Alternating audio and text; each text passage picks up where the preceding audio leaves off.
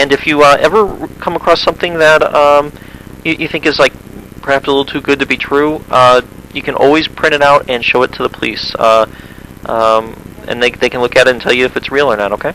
Okay. Hey, thank you very much for calling me back. Can I ask you a couple questions? Sure, go ahead. Have you ever come across any scams where the guy pretends to be a millionaire, but for some reason he doesn't have access to his money? Yeah, that's a big one. Yeah, what did I come up with? I came up with a name for that. It's a rich person in need scam. That's a very popular one. There's lots of variations on it. A lot of times it's they're a refugee, and they're only 24 years old and need to be 25 to get their money out of Nigeria or some other country. And if you will adopt them, believe it or not, they have those kind of scams. Or there's all kinds of variations. But yeah, there's that happens a lot. There's also one where they want you to be the next of kin to a rich dead person. And then there are romance scams, and there's just it's like Baskin Robbins. There's like 1,000 flavors. 31 flavors. 31 flavors, and then some. Yep. What about a situation where a guy says, "I need to get these goods from a vendor, but that they can't be shipped directly to me, so I'm going to have them shipped to you, and you reship them to me." Yeah, that's a reshipper.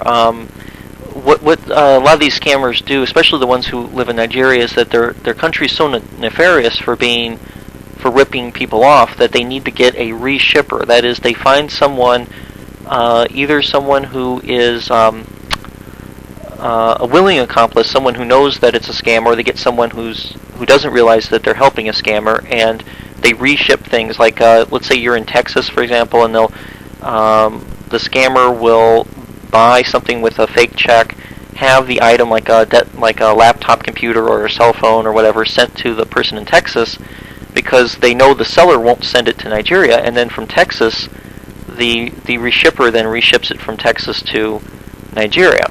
Now sometimes the person in Texas is like a relative who from Nigeria, or some other country, but a lot of times it's just a victim who doesn't realize they're being used for that purpose.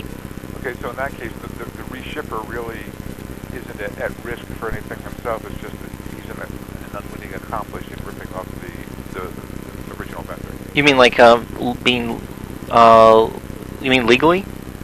Well, legally, if you don't know, there's no problem. But I mean, he's not at risk for his pocketbook. He's not being scammed out of any of his property. Not really, but most of the time, what happens is they promise that they'll pay for the shipping cost, and then they don't. I see. And then someone can get ripped off that way. And it's always possible too that the person, even if they're doing it unwittingly, might still get in trouble with the police, because the police can't know for sure that the person doesn't know that.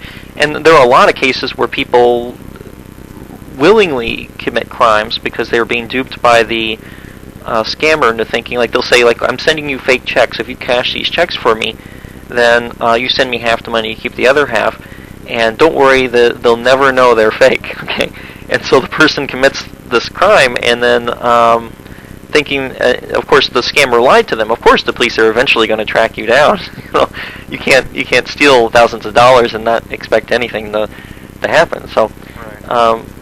But and there have been cases where people have gone to jail over stuff like that. In fact, the FBI arrests more victims than they do scammers.